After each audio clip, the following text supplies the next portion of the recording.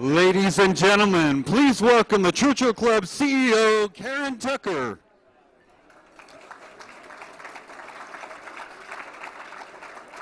Thank you very much. Good evening.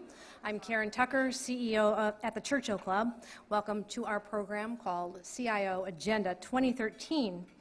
I would like to start by welcoming our distinguished group of CIOs, Karen Austin from PG&E, Ben Freed, Google, Bask Iyer from Juniper, and Karenann Terrell from Wal-Mart stores, and of course our moderator Steve Hill from KPMG. It's certainly an exciting time to be a CIO with the disruptive technologies such as mobility and social media, big data, and cloud are repositioning IT from a support function to more of a strategic role with the potential to transform businesses. And tonight we will find out what's top of mind for this remarkable set of CIOs as they look toward 2013 and beyond. Our thanks goes to KPMG, especially Keith Mattioli and Tim Zaney, for their support in making this program possible. Please join me in thanking them.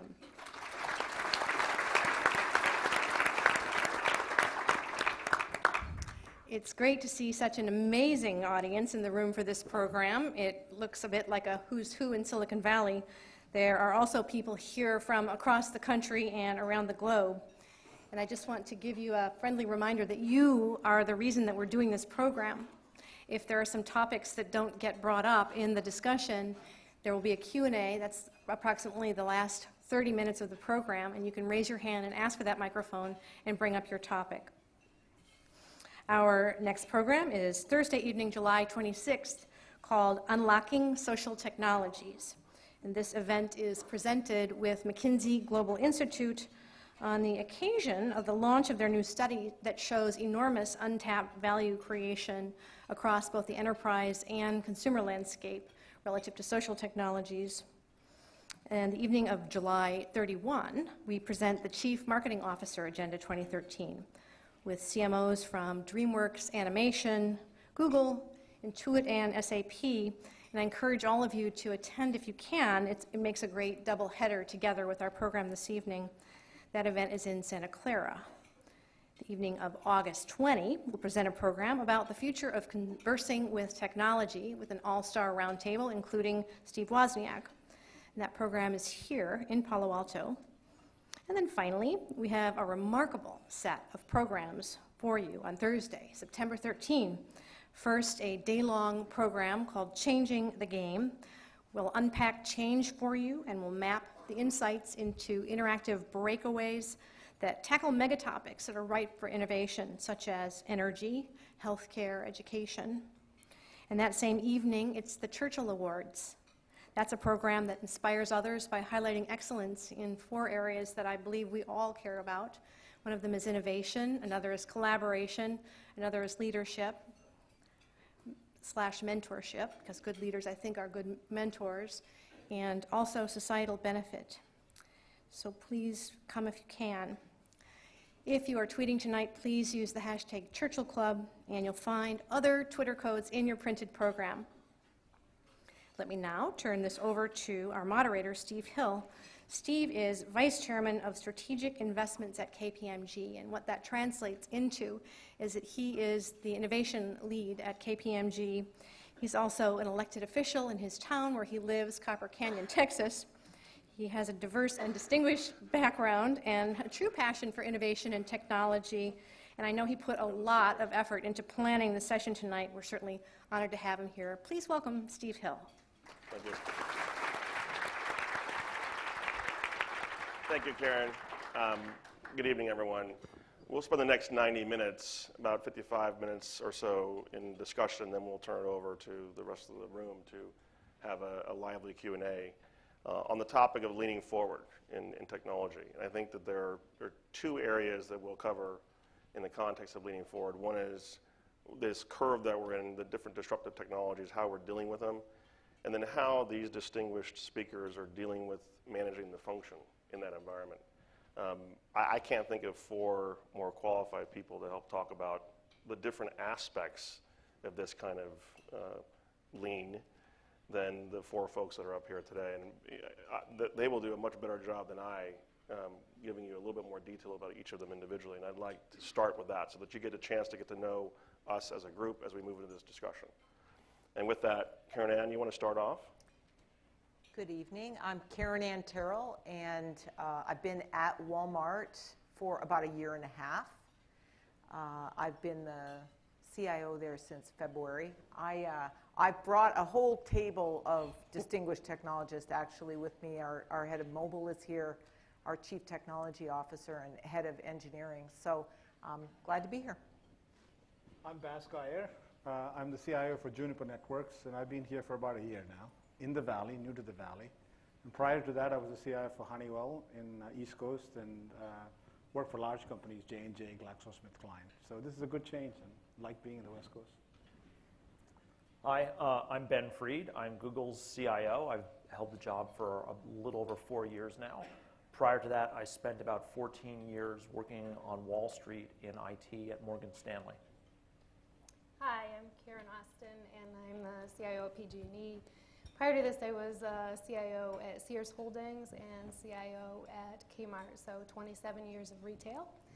And when I got the call for the job at PG&E, I'm like, a utility? Are you kidding? It must be so bureaucratic.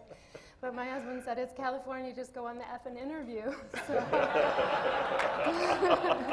I did. I love California, and so many opportunities with big data, with smart meter, with mobile. Should be a good discussion. Yeah, we'll talk about it.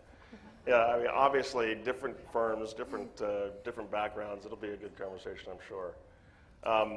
Let's start off with,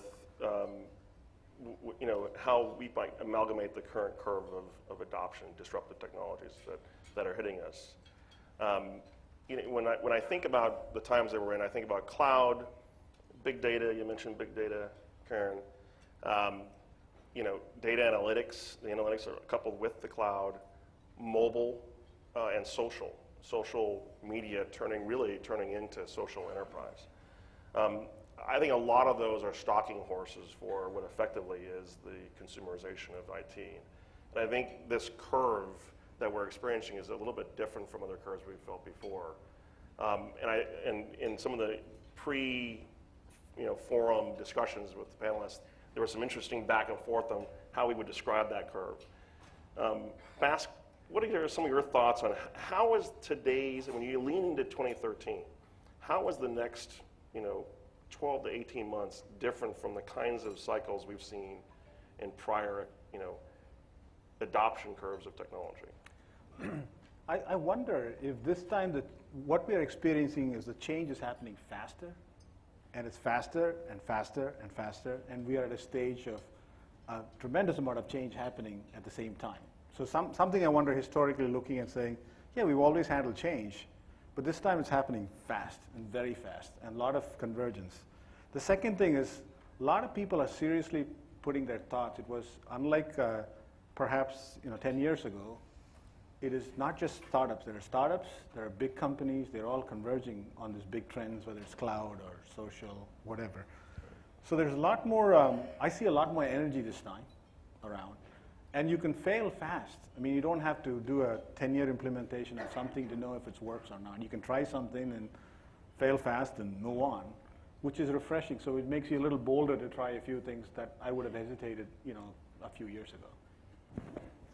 Karenann, what about standardization in this curve? What are your thoughts around maybe it's the lack of standardization as these things converge, and Walmart's the largest organization in the world. I mean, that's got to be an awesome So what a big task. company wants more than anything is de facto standards, something that everybody's going to write to. And then when there's a standard platform, a lot of innovation can come out of that based on the individual industry or even at the user level. I think the interesting thing about social and mobile is there isn't a de facto standard that develops. There's, from a mobile point of view, there are multiple platforms to write to. There's going to be multiple winners. It isn't going to come down to a standard platform. There's multiple hardware as well as operating system areas in mobile. Social, we can call the a Facebook today's winner, but what's going to happen in a social environment. And I think in an environment like that where nothing is really stabilizing, the last big change that we saw being the internet was pretty stable, pretty standard, the way things would be developed. There was a lot of innovation. I think there's still a lot of innovation on the platforms themselves. And I think that's going to change an awful lot the speed at which things will move in terms of innovation. That's my perspective, at least on mobile. How about cloud? Ben, what about cloud in this context? How about that cloud? Yeah, how about that cloud? How about that cloud? I think actually the important thing to do, I'm sorry, I'm going to answer your question by answering a different question, is to step back a little bit. And I think that all the things we are talking about are side effects of the fact that the technology industry has permanently changed and that the single greatest driving force in the technology industry is going to be technology for consumers, right? And I think that I read a little Plato in college, and there's this parable of the cave, right, where the part of the story is that reality is just people looking at shadows cast on the wall of a cave by people playing with puppets before a fire. And I think that looking at mobile or social or cloud is actually looking at shadows cast on the wall of the cave, shadows cast by the fact that the consumer is now driving IT. And I, for one, grew up in an era where the enterprise drove IT and the consumer benefited from it. And I think that the thing we all need to do as IT leaders and in this industry is understand what is the real role of enterprise technology going to be, where will enterprises still drive, where do we really need to radically rethink the processes and the role of IT, because the best technology in the world is no longer going to be provided by great vendors who come to us with a pad and paper to listen to what our problems are. That's not how social arose, that's not how mobile, that's not how smartphones arose, that's not how cloud arose. And the question is how we adapt and use all those things is, I think, the bigger issue that we all need to adapt to. And we're still in the painful adolescence of all that at best, right? I honestly don't know what kind of advice to give my former colleagues in financial services about how they map their compliance regimes and so on onto a world where technology is driven by the consumer first. And are the organizations that you work with, your organization's position to deal with that shift? I think it's pretty profound. So, I mean, one of the reasons that, not to over-personalize, but one of the reasons that I went to Google was because it looked from the outside, knowing very little that I did, like this consumerization was going to be an enormous, bellwether trend, and I thought I'd rather kind of get on the inside and see what steering I could do from the inside than the pleading I could do from the outside as this stuff happens. So, I mean, I think there's, I'm not sure, does that answer your question in itself? Yeah. I'm not sure. I think it does. There's work to be done. I think there is work to be done. It is very, very early days. Yeah. I think none of us as CIOs, as enterprises, as consumer technology companies catering to enterprises really know what the playbook is going to look like. The traditional enterprise playbook is pretty well baked, but this one is not. Karen, in PG&E, it's a different kind of organization in terms of maybe how technology is brought to the table. Do you consider it to be a top-down action to the point of consumerization, or do you find a lot of the ideas, you guys are doing massive things with data. I mean, 9 million meters, and there's just a ton of things that you're doing. Do you see that coming top-down, or do you see it coming from, like we talked about, consumers back in? How does that phenomenon work in your organization? I think it's coming from everywhere, but it's definitely a collaboration with our business partners. We are upgrading the infrastructure. As everyone across the world, and certainly in the US, the pipes and the wires are old, and what was once modern now needs to be severely upgraded. And that upgrade isn't just putting new physical pipes in the ground or wires, it's putting technology integrated as part of all of that, like FLISR schemes, which are fault location, isolation, and service restorations that allow us to detect when there's a fault and then rewire the circuit. And the number of customers impacted decreases like by 77%, and you're out for 2 minutes instead of several hours. Those type of things make every initiative very technology oriented. We just had our 3-year strategy review, and I think every other word out of the mouth was technology, technology. So it's moving rapidly. So business is starting to get it. Absolutely. Right? I mean, it's not, And I think that leads to a conversation we can have a little bit later, which is the evolving roles of the organization, not just in IT, but in the CFO suite or the chief marketing officer suite, et cetera, et cetera. Before we get much further in this topic, I really kind of wanted to hit, and maybe all four of y'all can answer this question, of as you lean into 2013, the implications of these disruptive technologies and the things, the initiatives you're working, what's your strategy overall for the function? Where are you headed? Do you see spend going up? Do you see it going down? Do you see it staying the same? You're doing more with less? You're going to do more with more? How does it feel for you all? Who wants to go first? Bask? I could. I think if you do the same thing you did last year, your spend is going down. So clearly it is going down. You have to do what you did last year 10 times better this year. The trend is forever down. I mean, all of us have been in IT, and if you're doing the same thing for 20 years, whether the recession or not, your spend has to go down. You deliver more for the money. And thank God for some of the companies here and there that we were able to deliver that value. But if you show value, I don't need to do a budget. If you show value on how you can use social engineering to reach consumers or customers, I don't need a budget. There's money. You directly tie it to a P&L. If there's a value to show how analytics can save or reach customers. So there's traditional budgeting process, which will go down, I would think. And then if you opportunistically look and say, I think I can bring some revenue to you. It's going to cost you $1 million. I can give you $30 million back. I don't think any CFO is going to say, we don't have money to do that. That always existed, but this time around, you can actually deliver in shorter cycles, which, I don't need to do a 3-year project to do it. And you can experiment quickly and say, give me 100,000, let me see what I can do, and if I fail, okay, screw it up, and move on. So I think there's a traditional budgeting, which you have to plan to come down, and then there is what I think of as this creative or non-traditional budgeting is you selectively look at these opportunities and just marry the pain points, and companies are still spending a lot of money to reach customers and so on, and I don't think they're going to stop. Do you see the spend, Bask, in Juniper, do you see that spend becoming more distributed? I mean, I think the point you're making is if you're showing value, there's not a question about budget. And I think I get the inference in that is that the impetus, the capital for investment in technology is broadening in a way that we haven't seen. Sure, I think Ben mentioned consumerization of IT. So traditionally what IT CIOs have done is you buy a big asset, you get it in, you sweat it over 10 years and 9 years and so on. That's how we kind of, that was our tricks. There is no sweating of assets. The assets are sweat by the time you buy them. So you have to have a different playbook now, which is what is the opportunities that you can actually deliver in marketing or sales or somebody else. It is distributed. So the CIOs, I don't measure myself in how much budget I have this year and how many people I have reporting into you. It's how much value you can deliver and how much a part of the business you are.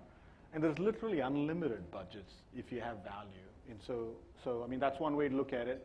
I'm learning. I mean, that's, I don't know what you guys think about it, but there's businesses dying to spend money and try these things. And so you have to be a little non-traditional about it. Mm-hmm. I would agree with that. Definitely an increase in spend, but pressure to benchmark and improve our efficiencies at the same time. But I see businesses shifting capital from their budgets to IT quite a bit, and even collaborating when they see another line of business that needs something from IT and shifting some of their dollar to that business so that we can serve them. So incredible support.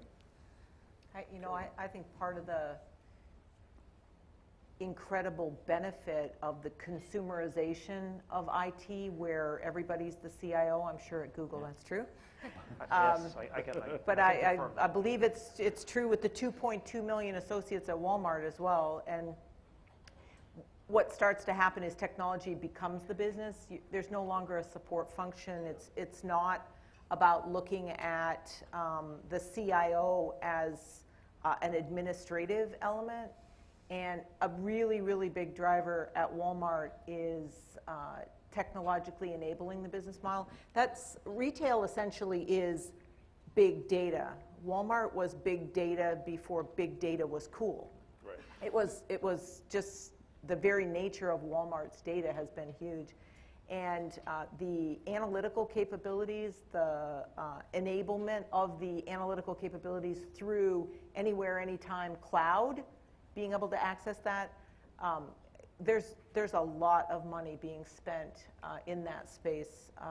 It's not just at checkout counters. It's in mobile checkout. It's in all of the innovation that's coming in inventory management, customers in stores. So I think that this is the great opportunity in innovation to actually capture share, is make the shopping experience easier. That is the business. So there's going to be a lot more prioritized, great in a few, and good enough in the rest. There's going to be a lot of prioritized spending, but I think it's going to be more. How do you manage the no's? I mean, the prioritized spending is an interesting topic. You know, in some organizations, it's harder to manage no's than in others. Yeah, Walmart is an incredibly disciplined organization in knowing what it takes to be the low-cost provider of retail. To be low cost generates low price. So it's a maniacal focus on bringing about the technological investments. There's a lot of nice to haves. That's why that great in a few is really, really, I think it's coming to every business during the downturn. You know what you're really great at and you spend money on. It's always been there at Walmart. It's still there. It will be in the future. Then what about Google? How about the no's there? And as you lean into 2013, what's your strategy for IT? So on the one hand, I think in traditional areas of operations, increasing efficiency, and we benchmark ourselves rigorously that costs, times, and so on, efficiency is getting better year on year. We're very, very disciplined about that, and have been for a long time. I would agree in general with certainly Bask's sentiment that if the value is there, the support is there. The perspective that my job inside Google is interesting for a few reasons. I'd say one of them is just we're a young company, right? And it's a young IT department and a young company that's growing, and the company is growing enormously. That's not typical in the American economy. Being a young, 30,000 person or whatever it is company that is also growing and all that, we're very, very lucky. It's a great position to be in. It's not, I wouldn't want to say things about it that generalize out broadly, but I would say absolutely that there's a ton of work that can be done to improve value, to improve efficiency, to kind of give return back to the businesses, to the shareholders, and so on. And we're doing that. I think one of the things about IT at Google that's interesting is that it's really important to us to make the experience of working at Google better, right? And that the idea that technology is about empowering the employee and respecting and empowering the employee drives a lot of what we do, in addition to serving line of business functions with excellence. And that tends to drive us to do things that are somewhat different from other IT departments. And does that, in your case, does that include fostering innovation and driving innovation, or helping to empower innovation? I mean, so there's a ton of that. First of all, our goal is to be the premier showcase user of Google's technologies in an enterprise context, and that forces one to wear the innovator hat frequently, which is great. And like I said, that was a motivating factor for me in doing that. So, you can bet if there's a technology Google offers for the enterprise, we've done something meaningful with it, right? And attempted to push the envelope with it, which is fantastic. But there's, innovation is a broad space, right? Google has, as I'm sure a number of my colleagues do here, we have interesting problems in supply chain, for example, that are great opportunities for technology. We have interesting problems in personnel management, right? We hire, I'm sure we don't compare to Wal-Mart, but we hire a lot of people, and we do it in ways that are unusual, and that demands innovation, right? And we take atypical views on a bunch of people processes. We have so many parts of Google operate in an unusual context where there isn't something you can buy to solve it. It creates tons of opportunities for creation and great ideas and partnering with the people who work on Google products. Bask, what about you? Well, I think it'll be great if you can marry the efficiency of a Walmart, the back-end supply chain and so on, and the innovation of Walmart, but the innovation of some of the Silicon Valley companies, right? That's the magic to look for. So in our company, if you look at it, we will innovate everything. Innovation is in our DNA. And it's a question of where do you innovate that adds value to the customers, and where do you standardize? You have to go through the discipline. So if you're coming from a traditional companies, when I come here and I look and said, yes, we need to do social, mobile, all the other kind of stuff, but you need to ship products, you need to track shipments, you can't, there's no need to innovate. There are people who have done that before, and you need to put those engines in place. So the traditional things that, like ERP and other kind of stuff, some basics need to be in a company to transform. So you just can't say, let's just go social and not have a system to ship your products. You know what I mean? As crazy as it sounds. So a lot of the transformation we're doing in Juniper is to say, a lot of things are cool, but there are certain things we just need to put it in. Yeah. And not worry about how to handle warranties and claims and paying bills and handling employees and payroll and so on. These things are basics other guys have tackled, and we don't want to innovate necessarily on how we pay bills. We just want to pay bills.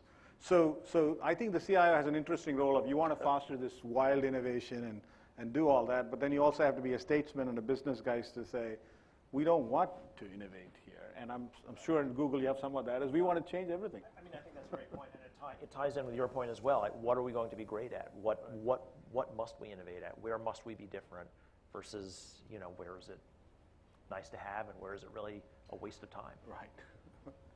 Karenann and Karen, different kinds of companies.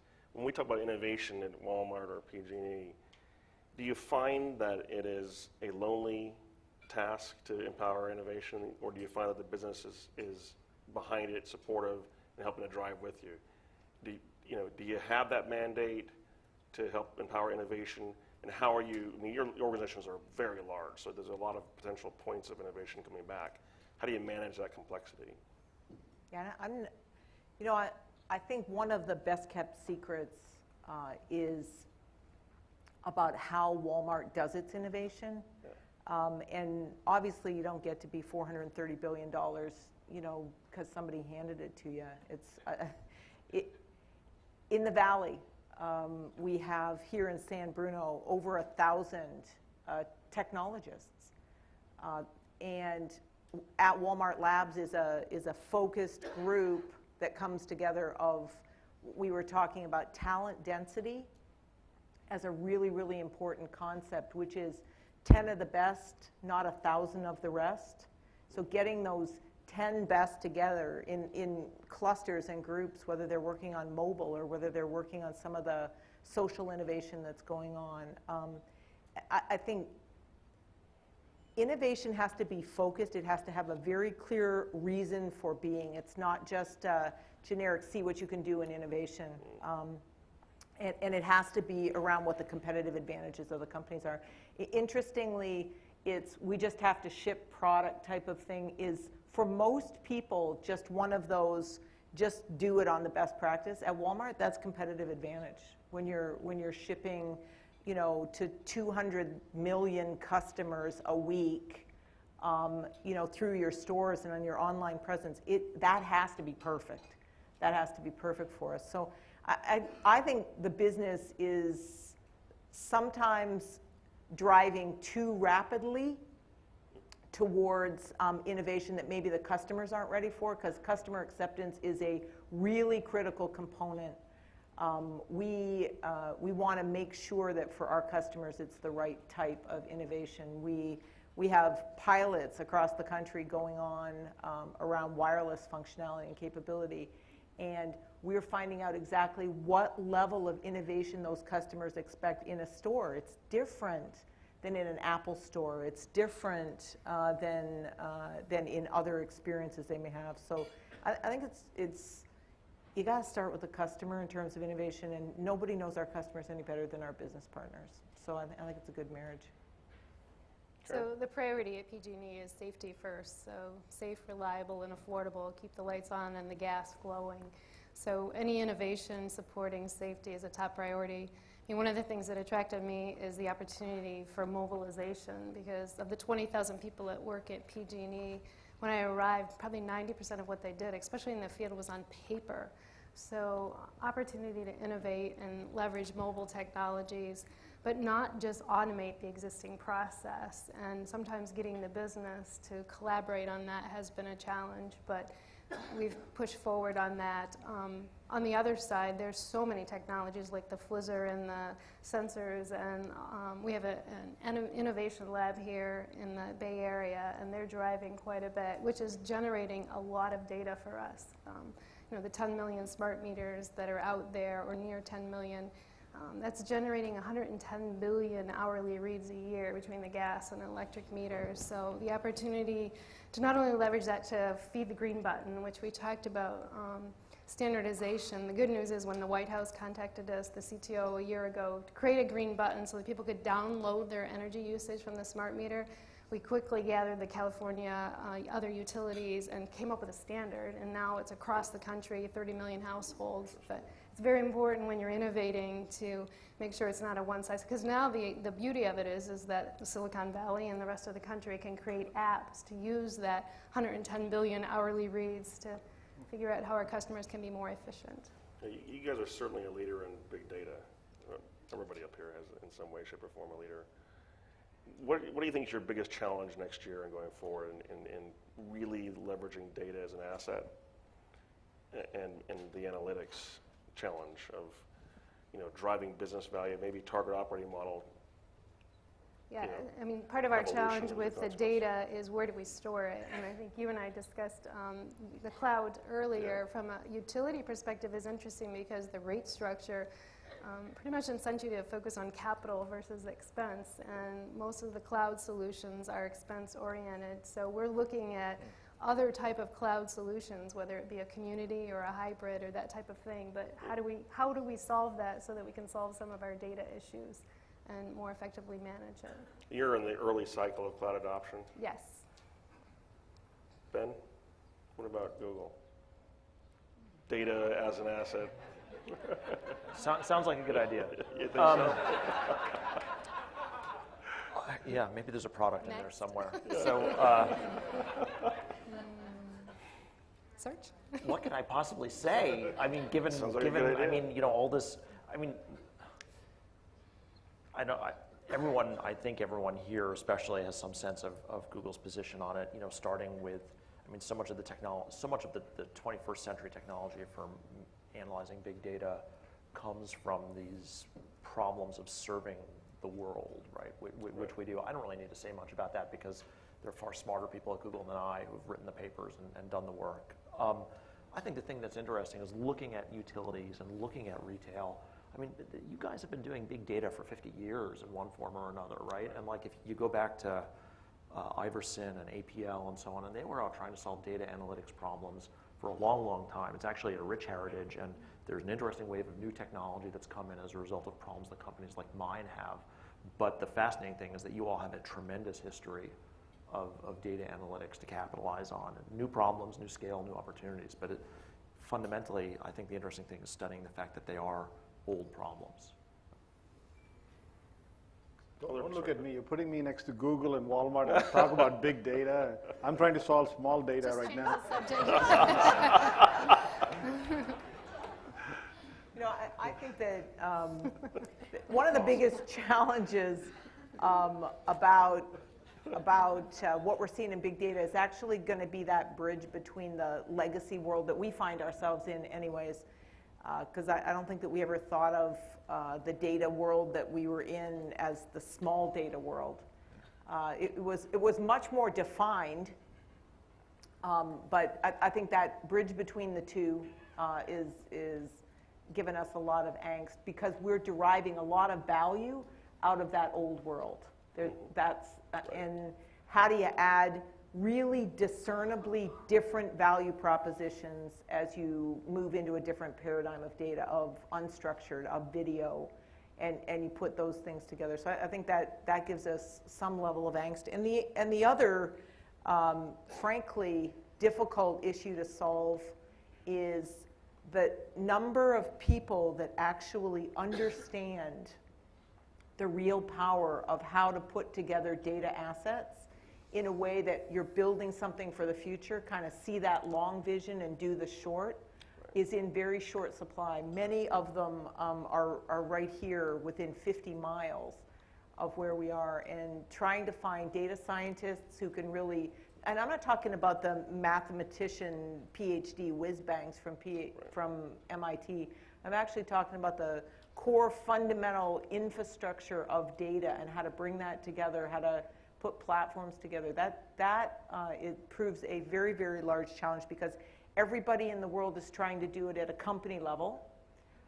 And everybody in the world seems like they're trying to do it as a business model.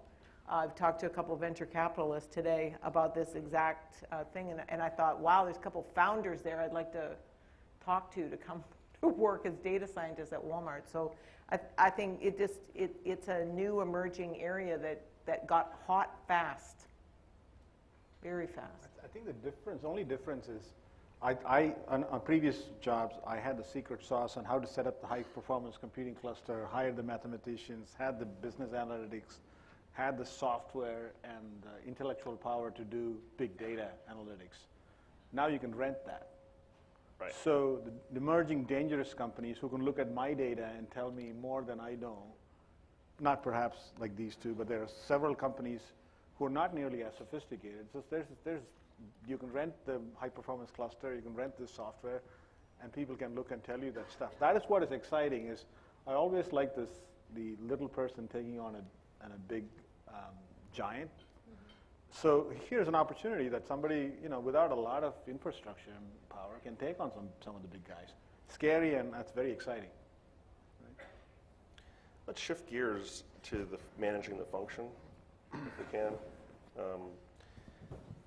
I spent a lot of time with directors, particularly audit committee chairs.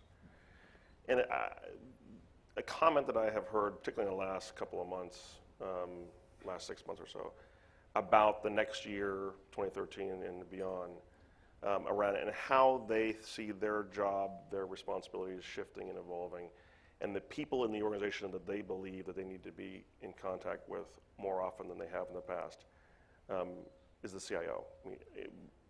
And we've done some empirical analyses around this where we've surveyed them, and it's almost 2 to 1. The CIO is the number one person that they want to start to get to know and understand better. Do you all see, again, very different organizations, maturity, size, complexity. Do you see the leaders in the organization you're working with, right? You can call them your users, your collaborators, however you want to position them. Do you see that model evolving? Because I hear from the director side of it that they want it to evolve. They want you to be more involved with them. And by the way, there's a lot of fear, I think, in some of the circles around privacy and data security and integrity. What are your thoughts on and how you're managing and how you intend in the next year and a half or so to manage the dynamics of that changing relationship with your constituents? Karen? I bet the number one agenda item with the audit and the board for a CIO is cybersecurity also, as many times as I've had to give an update just today, as a matter of fact. So there's definitely a concern about that and a very big focus on it. As far as the business involvement, I definitely see it engaging. I think they better understand IT and what it can do for them. One of my biggest concerns is the amount of change that we're driving is the sheer change management. And one thing that we have shifted is rather than change management sitting in HR, it's now sitting in IT, who has more of a vested interest in the projects than IT, because we work with the entire company. And I always say 50% of the project is IT, and our job is really hard, but 50% is really change management. So really working with them and partnering with them and making sure they understand their involvement through the entire process is really important. Other perspectives? It's to be controversial. You got to put some CIOs on the audit committee on the board. I can't spend 25 years of what I learned and summarize in 2 sentences on how risky it is as a company, how you protect, and that's what audit committees are asking all the time. That's right. Cybersecurity and so on. So I think we have to face up. We don't have a lot of experienced IT professionals. Some of them think they do, but it's not. So it's a hole that I think in 5 years it's going to be exposed considerably, and you're going to see pretty much like a CFO is a default on an audit committee at an external audit board. you're going to find as your information security and the value of information goes up, that's the next evolution that's going to happen. The other thing to be, again, controversial is some of the traditional companies have figured out that the strategic, like the Honeywells and other guys have figured out that the role of a CIO is a strategic. It's not just a technology, whatever. What I find coming to the West Coast is we are still learning from a structure standpoint because all of us believe we know technology. All of us believe we know everything about what's going on. And well, I'm not that smart. It's taken me 25 years to learn. So somebody can learn it in 2 years, but you have to at least spend 2 years in the profession to learn. So, I mean, I think that's just the perspective that you would see in 5 years. In sort of updates, you will have actually people who are knowledgeable and who ask the right questions and talk to the other CIOs and their team members and so on. I think you're dead on. I mean, the comment you just made is exactly what I'm hearing. By the way, the audit committee is one committee of many that help drive a board agenda. At the end of the day, they say that they want more technology-savvy business leaders on the board. And I think your point about, technology isn't anything but really a business conversation. And any real business conversation they're going to have of substance is going to be technologically enabled. So I think your point's probably less controversial, interestingly, at least from my perspective. Yeah, but I'm wondering if, because I think you'd struggle to find any audit committee that has board members exclusively not knowing anything about technology, because CEOs can't persist, and Fortune 100s have CEOs on their boards. They may not have that as their primary portfolio, but they certainly understand technology-enabled business. And to be controversial, a CIO's job 99% of the time when interfacing with the business, unless you're working in a technology company, is doing simultaneous translation between what you're thinking in your brain, they should already know, and coming out of your mouth what they have, something that they can understand. And I don't think it's any different with the audit committee, because we have to use our sound judgment on what they need to know about risk. Because I think boards, whether they have innovation committees, whether they have, Walmart has a technology and e-commerce subcommittee, they already are tuned into how technology enables the business. And the audit side of things is how technology can disable their business on the risk side. And it is up to us to net it out for them. I'm afraid to ask. No, I mean, I want to hear. I mean, I'd say this is kind of motherhood and apple pie. It's hard to disagree, I think, with anything I've heard. I think that it's all true, right? So, interconnected systems, security risk. I mean, like at Google, security is not part of IT. It's a separate function, and the person who runs security is a peer of mine, right? So when you consider the business that we're in and what we do, I think that makes a lot of sense. But I mean, he and I spend an enormous amount of time together and work together on a lot of things. And a well-informed board is incredibly important, and making sure that boards understand how to be well-informed, that audit committees get solid advice is good. And Karenann, I've definitely, from experience in other industries as well, I do think that, I mean, I deeply believe in security and the role of security. I deeply believe that the security bar needs to be raised in the industry. That said, I've seen people take advantage of fear-mongering. I've seen security professionals use fear-mongering to drive, empire building and projects and conversations with the board that were, not at Google, but I've seen it happen in other companies. Sure, not at Morgan Stanley either. And no customers.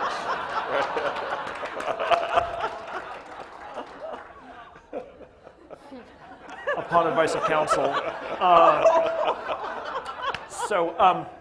Anyway, and so I do agree with you that the CIO. Yeah, well, I think I dug a hole and then I fell into it. So, but I mean, I think that the CIO does have an obligation to how to balance transparency, right, with your own personal opinion and assessment in those conversations is incredibly important. Yeah, I agree. What about sourcing? I mean, a lot of the people in the audience probably wonder about that phenomena going forward next year and the following year. The outsourcing world is changing, and I think that the kinds of services that can be sourced outside of the organization are dramatically increasing. the economics associated with your destination and your arbitrage opportunity is changing. And there have been some relatively recent, pretty prominent announcements by large organizations that they're bringing stuff back in-house. And I think one of the drivers that they cited in terms of bringing it back in-house was that the innovation was being stifled as a consequence of some of that outsourced function that was no longer managed by their their culture or their control. It was just a cost discussion. How do you see that world changing for your organizations? And do you see the sourcing? Do you see going out for more, for third parties for more things? Do you see bringing things in house? How does that factor into your plans? I would say at PG&E we definitely leverage third parties just for the sheer amount of work that we need to accomplish. From the offshore perspective, that's a bit more of a challenge because we are a regulated utility and keeping jobs in California is a really big deal, so I'll pass on that one. Okay, I'm an alcoholic, so you have to start, if you're a recovering alcoholic, you have to say I'm Bask, I'm an alcoholic. So here I've gone through a change of opinion on this one. I've been, if you look at my background, a lot of emerging technologies, a lot of offshoring, a lot of outsourcing, and we save a ton of money in the companies I work doing it. It's the right thing to do, and so on. So having worked in Silicon Valley, though, I mean, there is something magical about Silicon Valley. I still don't know. I've read all the books. I've talked to all of you. I'm still not convinced anybody knows what it is. I think it's the water. You come and drink the water and you become brilliant. So that's my theory, like pasta. So I think what I notice is innovation is created, you can create a lot of value by 2 or 3 people. So if you just play the labor arbitrage game, you are really demeaning innovation. And people have tried to create Silicon Valley everywhere. It hasn't happened, really. I mean, there are a few pockets you can show, but we've tried on other companies to try. Everybody wants to say, we need a Silicon Valley in this location. Well, we haven't been able to do it. So there's something special about here, and 2 or 3 people are creating the value that thousands of people can't elsewhere. So I think you have to look at bringing certain things in. Then there's still commodity work, and there are certain things that you can put in the cloud or outsource or offshore. You can do several things with that. I think company has to look cleverly at what makes best for shareholder value. But I've come a full circle and say, you just can't do labor arbitrage. Well, and even if you were still hot on labor arbitrage, it's disappearing in a lot of these geographies anyways. You know what, I think sourcing and what has happened over the years, the phase where we find ourselves today in the phase is that if you need talent, you're in a war for talent. I was talking to a young group of interns this morning in Bentonville, Arkansas, that there are 10 jobs for every one of them. And at least 2 of you on the table or on the panel here are chasing our interns. Well, at least 1. Not you, Ben. But because it's a war for talent. And the supply is low and the demand is high, and you have got to go find talent wherever it is. I don't think that it is a matter of outsourcing. It is a matter of being global businesses and going to the place where talent is.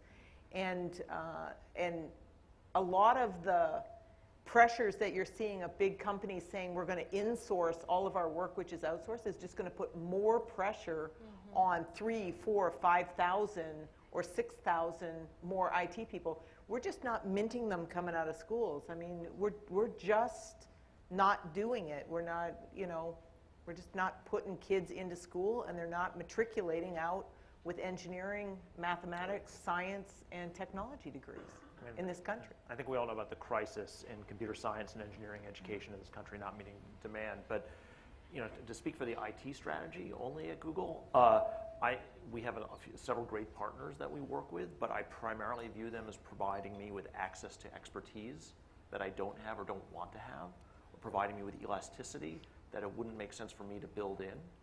But I'm not a big believer in labor arbitrage. We have a user help desk that we insourced a year ago, and not only have the CSAT numbers shot up, right, but the CSAT numbers have shot up, the cost to close a ticket, the time a ticket is open, mean time to repair, all these things have gone down. These kind of quality people, they keep all the technical documentation up to date. And to your point, we couldn't find these people, so it's a training program. We bring them on, we bring in promising people with a good with a good promising background. They get 2 years of training as on-the-job training, and while they're contributing, they come out of it as IT professionals, who can go on to pursue other things at Google or elsewhere. But I think that more and more companies, I see more and more programs like this. We, the industry, have to go train the people ourselves. I think that's a microcosm for what we're all going to be faced with large technology stacks. And we've been hugely successful. I mean, it is these programs, we have some very talented people running them, but we've been hugely successful doing that. And I think we get great costs, we get great results that we couldn't get attempting to take the price arbitrage approach of taking common work and pushing this far away from the company as possible. Before we move to Q&A, I'd like for each of you to sort of summarize the things that you think are most important to focus on in the next year and a half or so as going forward. What are the things that worry you? I mean, they may be different across the spectrum. I'll give you a little bit of time to answer that. But what's the thing that worries you the most? What's the thing that scares you about the risk of failure? I mean, the risk of not getting your agenda done. There are some obvious ones, customer satisfaction. I mean, getting underneath the covers of what's really bothering you in terms of your environment. And I would imagine there may be different answers because of the companies and the environments. Who wants to start? I mean, there's a broad risk I see repeated, I'd say, in my company and more broadly in our industry that I'm not going to give you like one particular project that I'm scared is going to blow up and get me fired. Yeah, no. It would be unwise of me to do that. But I will say that I think that the software as a service trend is phenomenal and needs to be encouraged. We're big buyers of software as a service, but I see an increasing number of companies that don't have a data strategy, and they find that actually the DNA of their company is possessed in 100 or more service providers and not actually owned by them. And I think that these pose strategic risks. There's a bunch of great case studies about how the financial services industry in particular was severely hurt in following 2008 and so on, when they needed to analyze data differently from how they had previously, and they didn't have access to all the data that they needed. And right. I think that software as a service is the future of a big chunk of our industry, but I don't think we really have the practices nailed down for understanding what our core corporate data assets are and how we're going to manage them and how we're going to take advantage of software as a service providers without losing the ability to understand our companies on our own. Good point. I think that's well summarized. That's the fear with the cloud and stuff for me is you now need even more clever people. It's good that you can offload some of the non-strategic work to cloud providers and focus on core competencies. That's great, but it still comes to you need very clever people to manage that. And what if you have to bring it back and so that's one. The first question about what you really need a lot, as old-fashioned as it sounds, it's leadership. IT is evolving, so you now go into the guys who are coming on board, the people who are coming on board are smarter than me. Well, they were always smarter than me, but they're especially smarter than coming out of schools. How do you become a mentor-mentee? So it's not the typical boss, subordinate. So how do you manage them that you can actually learn from them? And so I'm trying to learn how to be a leader to my kids. It's not very easy. So you have to figure it out because I think the next generation is coming and they are smart. I think you're right. The millennial phenomena is a big one for a lot of organizations that I talk to. Particularly when you start talking about innovation and how they're pushing, the democratization, the consumerization, they're pushing. They're not. And by the way, if you don't move fast enough, They will. they will run over you. Yep. Yeah, I think they push on the expectation side of technology. I also think that they, and there are a lot of millennials that are here as you look across the landscape. They don't work and act like we did. It is it's much more like the Borg in terms of a collective nature in which they do work, which is incredibly, incredibly powerful. There's only one thing that keeps me up at night, and that is getting the right people to the right tasks and just giving them the power and the tools that they need to be successful.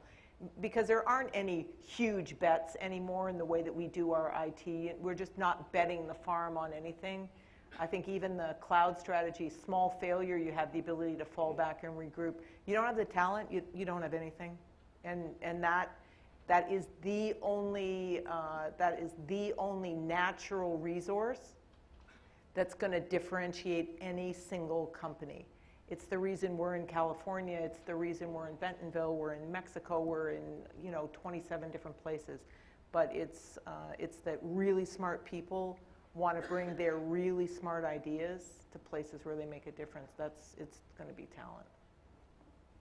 No, I think it's certainly not the dollars, but it's the incredible demand that's coming at a very rapid pace, and having, as you said, the data strategies and the reference architectures to stay ahead of the various mobilization efforts and such. And also, as I mentioned earlier, the change management, the business keeping up with this rapid change and really acclimating and driving it so that you do get the benefit to the bottom line and to our customers. Thank you. Let's shift to some Q&A. Thanks, everybody. I appreciate the dialogue.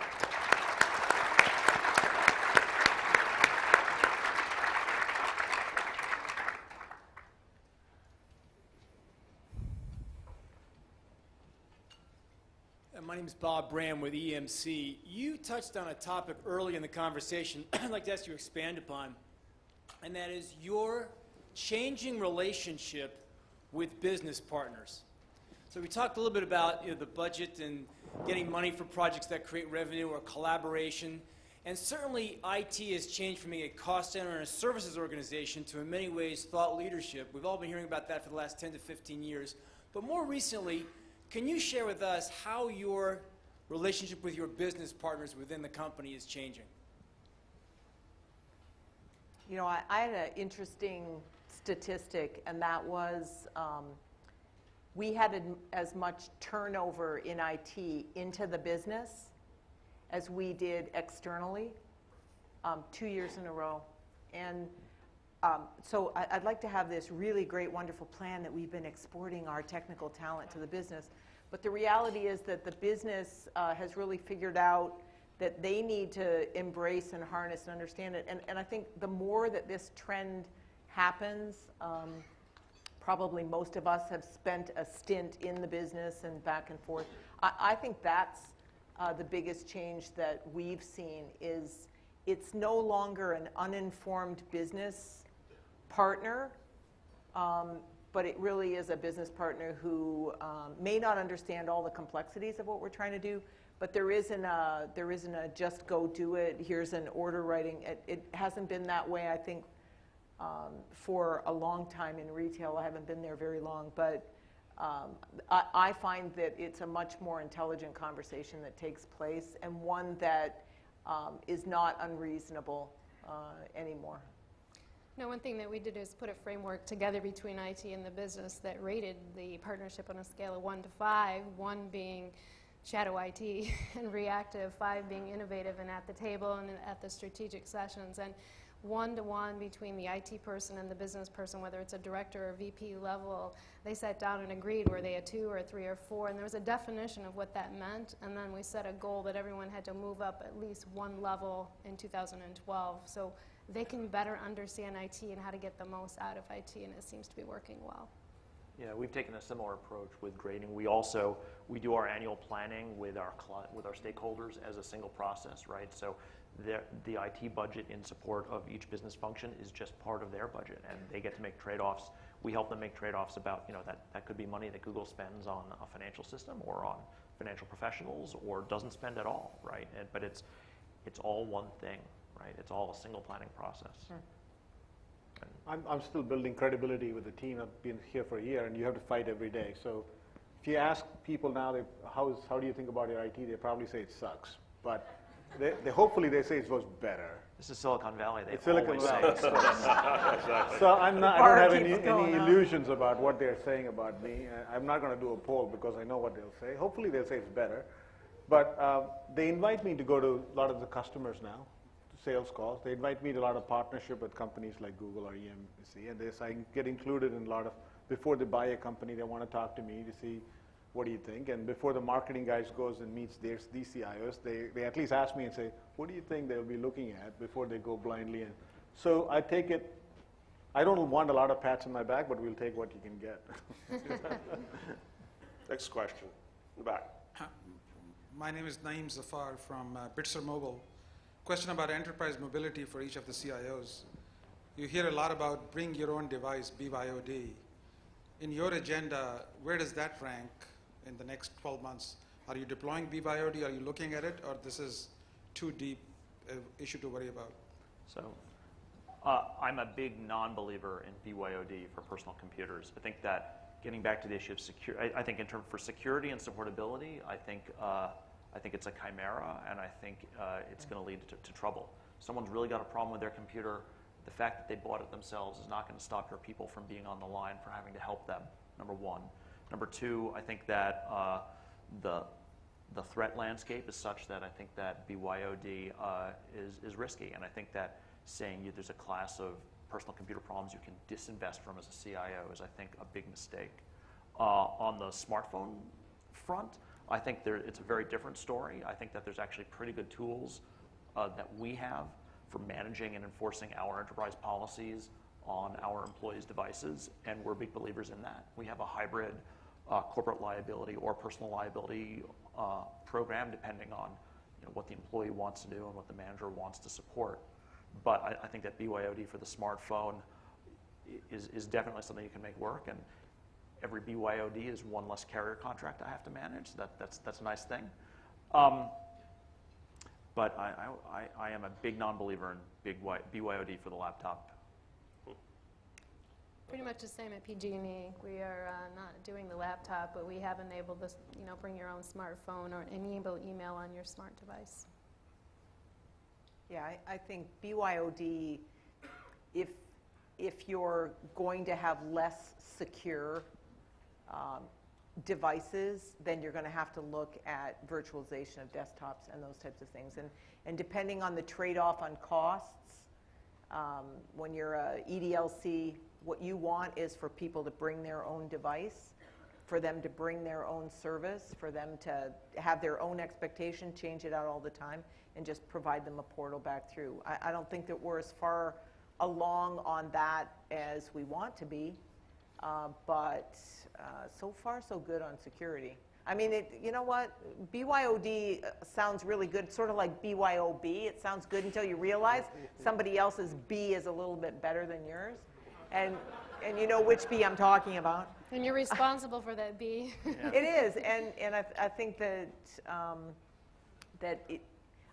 I don't think that we know exactly what that's going to look like, but millennials are changing the complete game. The whole concept that you're going to stay out in front of some 27-year-old. I have a 21-year-old. I can just, barely see him. He's a blur as he crosses in front of me as a technology, change agent.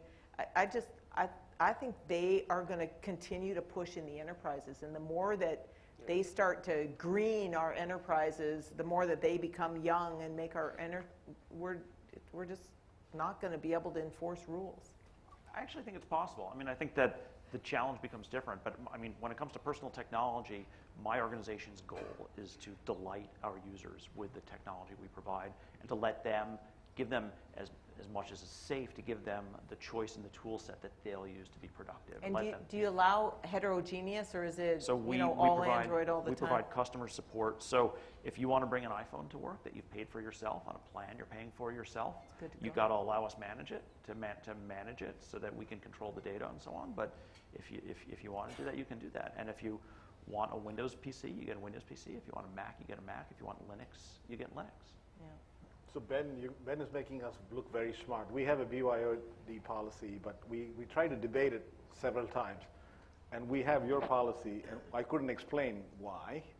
But the phones you can bring, pretty much there are two kinds of phones people bring in, but you can bring any phone you want. And we have good tools, both internal and external, to manage that. So that's not a worry. And I can tell you 12 months before in the other company, I did not have BYOD. I had standards, and now I have a BYOD. and life is a lot better. Don't deal with this phone doesn't work with this software, whatever. You bought it in Best Buy or Apple or Google, you go fix it. So it is a much better world for CIO, and it's cost effective.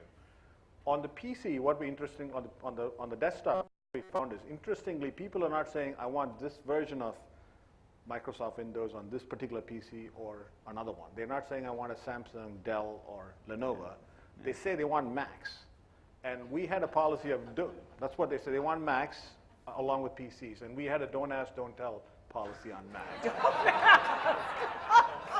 So now, officially, we say, if you want a Mac, we'll give you a Mac, for God's sake. So we officially bless it and support it, but we pay for it. Yeah. Bless is, Right. not really. Right. Next question. Right. I'm sorry, Bask, we get it. No, she just asked, do you pay for it? Yeah, it's like Google. Yeah. We pay for it. We come into work, we give you two choices, or you want a Windows PC, we give you. If you want Apple, we'll give you. And we like both of them, and we support them, and the cost is not that expensive to do. Okay, we're way over here in the corner. Hello. Hi, I'm Chris Primesberger with eWeek. I would like you to address the quality of data, okay? We can't make good business decisions unless the data we have is good for our businesses. And we're getting so much data right now, it's hard for us to keep control of it. That's another key word. Could each of you describe to me, or define to me, what you see as quality data? And also, are you satisfied with the quality of data in your systems right now? You're information people, so I want to hear about information and data. Can you define that for me and explain to me if you're satisfied with the quality of your information now, and if you had advice for others on how to keep quality in their data stores?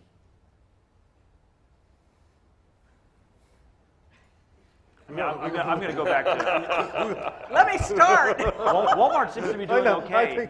Well, you know what? Walmart has a culture of data, right? So the culture of the company, I always tell this funny story. I was with the company like 2 weeks or something like that, and I walked into a big officers meeting, and the CEO was asking the head of the West Division what the cost of bananas going from the price of 50 cents to 54 cents a pound was doing to sales in northern Phoenix. And I thought, wow, okay, and he knew. Because the level of information that's used and the granularity to make decisions dynamically drives the company. Everybody needs that level of data. And I honestly think that is what drives the quality of data, not CIOs. Yeah. I think that there's an expectation at the business of the availability of the information, the currency of the information, and the accuracy.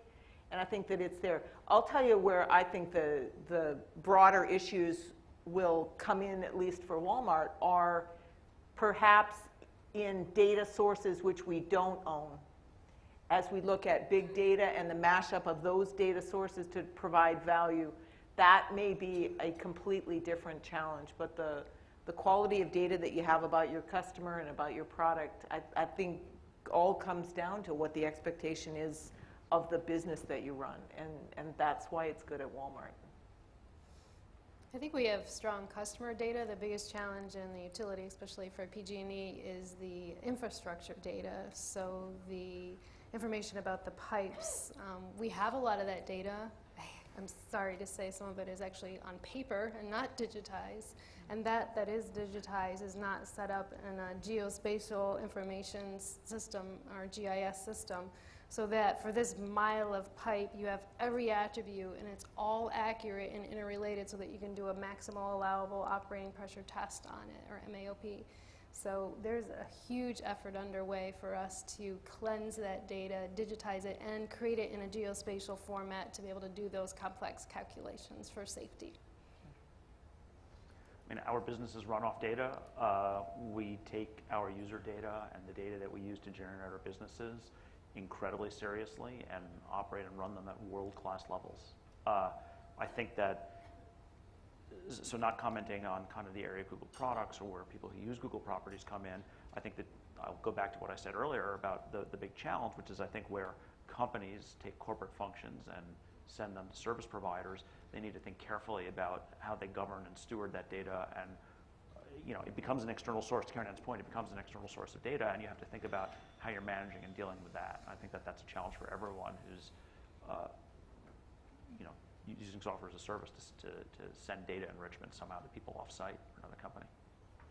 I wouldn't say we're doing a good job on the data, to be honest. I wouldn't know the cost of banana in Phoenix. I wouldn't know the cost of banana next door. But I think we have a long ways to go. It's a master data management issue. And one thing Karenann told was very important is, in any company, if you pay people bonuses or promotions in June, July, the data is going to be very clean in end of June. You know who reports to whom, their levels, what they get paid, and all the stuff. And then once the bonus is declared, the data becomes bad and gets progressively worse because you don't use it, right? So it is the end users have to take accountability. If they use it every day, if somebody's checking the price of banana every day, guarantee the data would be up. So we haven't figured out how to, we can go do a project and get master data cleaned up and get the data all sorted out, then put the process in place for people to maintain it. We haven't figured it out yet. Yes.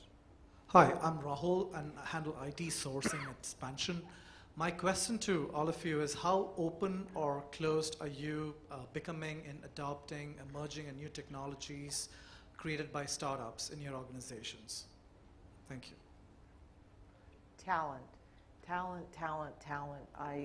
I look at the acquisition that Wal-Mart Labs made around looking at startups.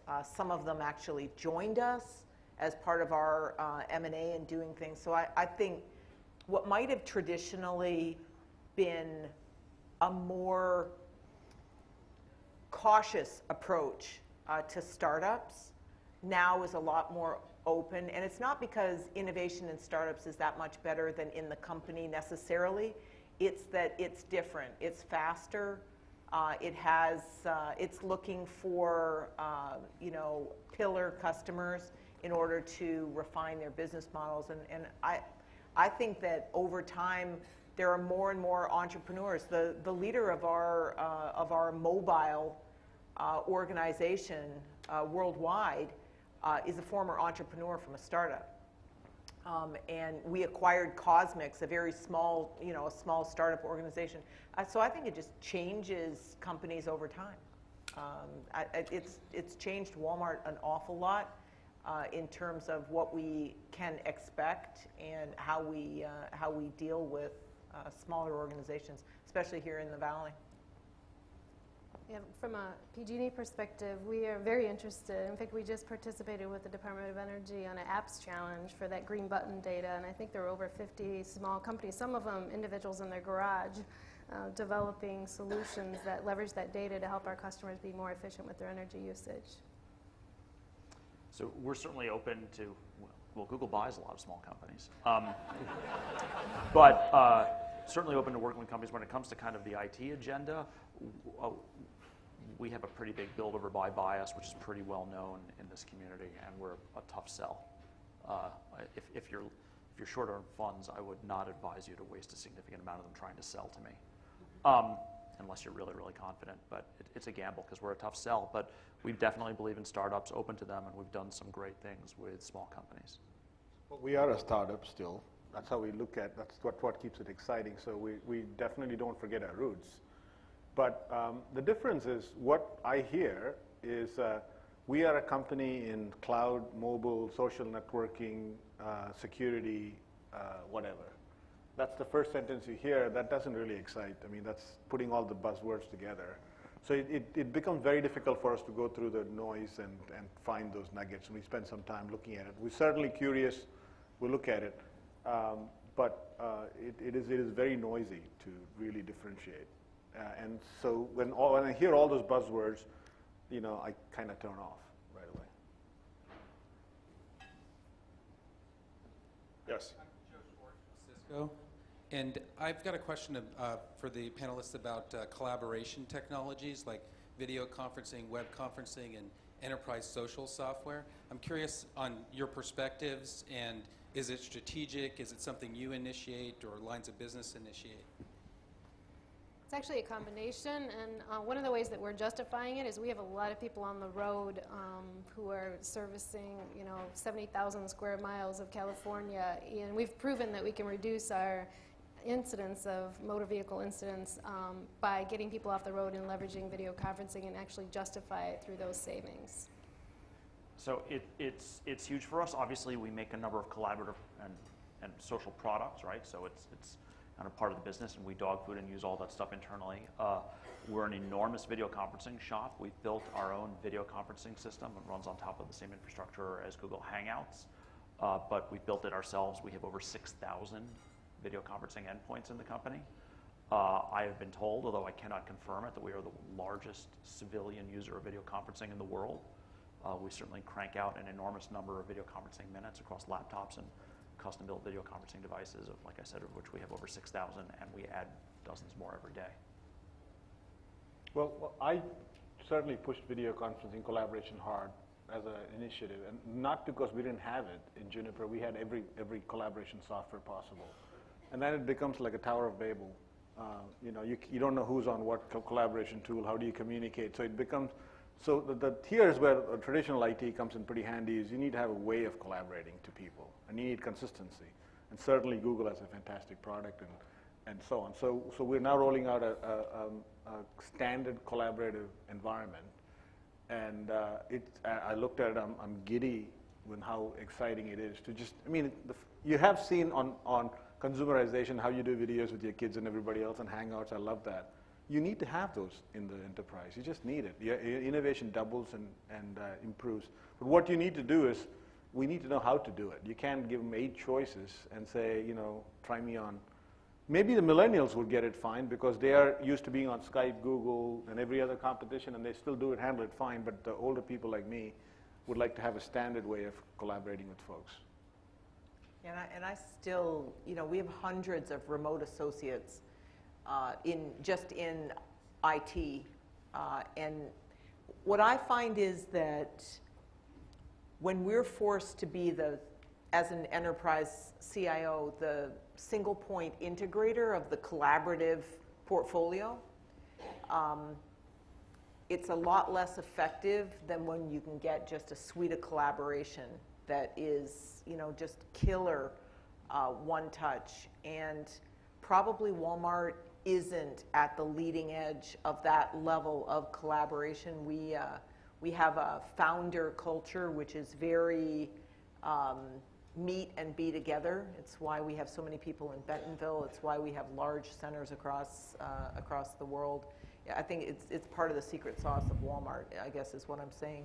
So probably less so than a lot of other places. Not that will be the way that it is forever, but I think that's the reality today. Next question. Ralph Lauder with the Clorox Company. So an observation and a question. So the observation is, you guys have talked about consumerization and BYO. The observation I've had is in my 20 years of IT history, I've never had a user come to me and say, please can I spend $2,000 of my own money to go buy some technology I need at work, right? So for us, it's not an accounting problem. And you guys, I think, nailed it, which is it's about flexibility and self-service. So what people are really looking for is, I want IT to get out of my way, and I want to use the tools I want to do for the job I want to do. So that's how we look at BYO. But my question is kind of a little bit on collaboration. So more and more of these collaborative technologies we're seeing are collaborating in the cloud, in and outside of our companies, in our supply chain, in our retail partners, our consumer set, et cetera. So not to kind of put old school IT, an old school IT question in our conversation about the future of IT, but how do you guys look at things like, I don't know, e-discovery, we've mentioned regulatory compliance. How are we dealing with some of the realities of IT when more and more of our internal users are making choices that we're often unaware of to do things like subscribe to a box or a Dropbox, to begin to share information and collaborate with people in and outside the company in different ways? So how do you get in front of that problem? Ralph knows the answer. And he's done this for a while, so he knows the answer, but he's just tricking us, so be careful. You go first then. Okay. Yeah, you're going first. Hey, let me try this and let me know if I'm wrong. So I think the way I look at it is, first of all, you got to get ahead of it. I mean, if you find a solution to do the Dropbox, that you pick whatever is right for the company and give that solution, which is easier than what they can find on the consumer, or at least as good at it, you got a better chance of telling people, hey, this is the standard. You can't say, we can't match the consumer, so I'll give you an ugly way of storing this file. It's going to take 4 hours, which is what kind of IT traditionally does. So our challenge is it has to be as cool, as easy, and secure, and so that becomes the easiest way for people to kind of do it rather than the other way. That's one way of thinking. Easier said than done. There's not a lot of technology that does that well. And the second thing, so if you can't beat them, join them, kind of a thing we do. But I think certain things you have to put your foot down. It's not free for all. I mean, we all come to work for a reason, and it is fun, but it's also, there's some norms that you do. So I think certain things the traditional IT has to come back and say this is what you do, like the PCs, and there are several standards. Now, if you get the leadership behind it, which is what you should do, then it's easier. People come back and say, so you don't have to fight the battle. Your COO or CEO and CFO and other guys fight it for you. Right? In many ways, probably we need to think about being fast followers. In security, there's no way to be 100% secure. What you can only hope is that you catch 100% of every bad guy that gets inside, so that they don't ripple around and do a lot of damage. And maybe in a lot of these type of creative ways that folks either get around the controls that you have, the best that you can hope for is actually to follow them there and then fast follow, not to close the holes behind them, but just to give them the tools that they need. I think it's not possible to stay out in front of the most creative end user that you've got on absolutely everything. And the best that you can hope for is just, the pride of ownership that they have of Yahoo, I beat you on this one, that you find it and you just follow them. And I think she meant that's Yahoo as an expression. Yeah, Yahoo, not Yahoo. Is that my Canadian accent showing? Yahoo.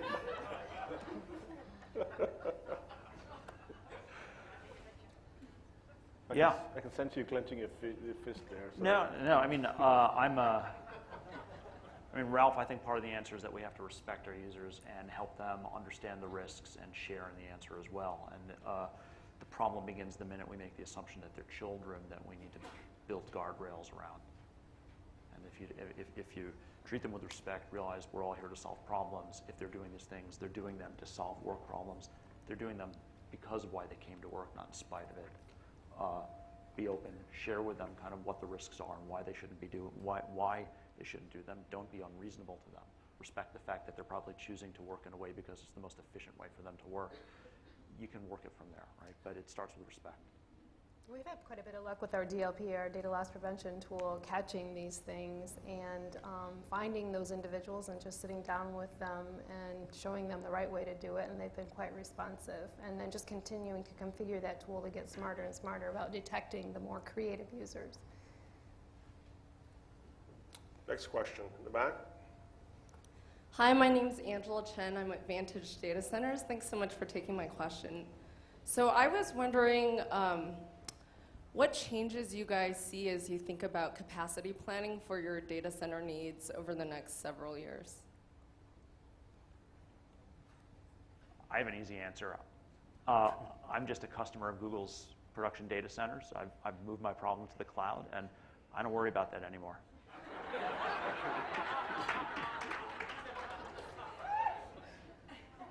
I'm kind of expecting him and this company and other companies like that to solve the problem for me. So I don't think about it either. Because there are opportunities now where other guys are giving you this elastic demand. I mean, it's really happening now. It's not just a buzzword. So, I mean, we do think a lot about collapsing our own internal data centers, what we keep in private cloud and what we put in public cloud, which applications goes to the cloud. That's the more planning that we do than building massive data centers, on demand. And I think when you look at capacity, whether you're looking at you know, a converged infrastructure and that's the way we're going to do capacity planning in these big pods and chunks over time. The reality is that there's still a lot of dedicated data center space that's just not going to the cloud unless we stop doing innovative work and start virtualizing all of our existing legacy. I think so. There's a whole portion of capacity planning that has looked historically, except for storage. Don't think about storage. It's going to be, you know, 50 times bigger in the next 10 years. But when you look at the compute, it's you know, probably history is at least an indicator of what the future is. But I think storage and what's going to happen there, and how we will think about storage and how we will think about the use of information and data is going to be completely different. And I think a lot of compute that we may keep is going to, in the big data world, be about trying to bring the compute to the big data instead of bringing the data into the compute. And that's going to be a huge change vector for data centers, is how and what you do with the compute component is going to be different. It's not going to be so much around the capacity. I don't really have anything to add. From a regulated utility perspective, we need to solve the cloud, whether it's hybrid or community or some other type of solution for our data growth. I think we have time for one more. Good. Last question. John Holton with Symphony Consulting. So you talked about the consumerization or consumers driving change, and consumers can be fickle, and that means lots of different changes coming towards you. Also the speed, I think you talked about the speed of change. How do you balance that with disciplined change management